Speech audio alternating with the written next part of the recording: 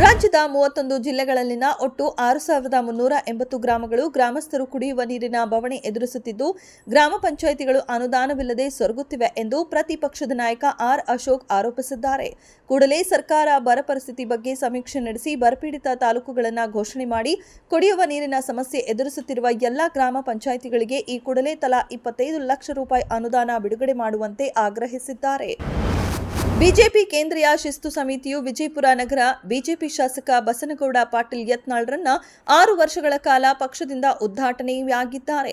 ಆದರೂ ಸಹ ಶಾಸಕ ಯತ್ನಾಳ್ ಯಡಿಯೂರಪ್ಪ ಕುಟುಂಬದ ವಿರುದ್ಧ ವಾಗ್ದಾಳಿ ಮುಂದುವರೆಸಿದ್ದು, ಇದೀಗ ಶಾಸಕ ಸ್ಥಾನಕ್ಕೆ ನಾನು ರಾಜೀನಾಮೆ ಕೊಡುತ್ತೇನೆ, ಬಿಜೆಪಿ ರಾಜ್ಯಾಧ್ಯಕ್ಷ ಸ್ಥಾನಕ್ಕೆ ನೀನು ರಾಜೀನಾಮೆ ಕೊಟ್ಟು ಚುನಾವಣೆಗೆ ಬಾ ಎಂದು ಬಿವೈ ವಿಜಯೇಂದ್ರಗೆ ಶಾಸಕ ಯತ್ನಾಳ್ ಸವಾಲು ಹಾಕಿದ್ದಾರೆ.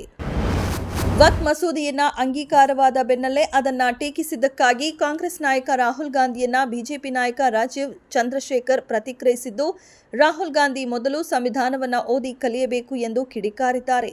ರಾಹುಲ್ ಗಾಂಧಿಯವರು ಸಂವಿಧಾನವನ್ನ ಕೇವಲ ಸುಳ್ಳುಗಳಿಗಾಗಿ ದುರುಪಯೋಗ ಮಾಡಿಕೊಳ್ಳುವ ಬದಲು ಅದನ್ನು ಸರಿಯಾಗಿ ಓದಿ ಬಳಿಕ ಮಾತನಾಡಿ ಎಂದು ಆಕ್ರೋಶ ಹೊರಹಾಕಿದ್ದಾರೆ. ಈ ಹಿಂದಿನ ಕಾಂಗ್ರೆಸ್ ಸರ್ಕಾರ ಮುಸ್ಲಿಮರ ಓಲೈಕೆಗಾಗಿ ಸಂವಿಧಾನವನ್ನ ತಮಗೆ ಬೇಕಾದ ಹಾಗೆ ತಿದ್ದುಪಡಿ ಮಾಡುತ್ತಿದ್ರು. ಆದರೆ ಇದೀಗ ಪ್ರಧಾನಿ ಮೋದಿ ಅವರು ವಕ್ಫ್ ಅನ್ನ ತಿದ್ದುಪಡಿ ಮಾಡಿ ಸಾಕಷ್ಟು ಉಪಯೋಗವಾಗಿದೆ ಎಂದು ರಾಜೀವ್ ಚಂದ್ರಶೇಖರ್ ತಿಳಿಸಿದರು. ಸಚಿವ ಕೆಎನ್ ರಾಜಣ್ಣ ಅವರು ತಮ್ಮ ವಿರುದ್ಧ ಹನಿ ಟ್ರ್ಯಾಪ್ಗೆ ವಿಫಲ ಯತ್ನ ನಡೆದಿದೆ. ಸುಮಾರು 40ಕ್ಕೂ ಅಧಿಕ ರಾಜಕೀಯ ನಾಯಕರನ್ನ ಹನಿ ಟ್ರ್ಯಾಪ್ಗೆ ಯತ್ನಿಸಲಾಗಿತ್ತು.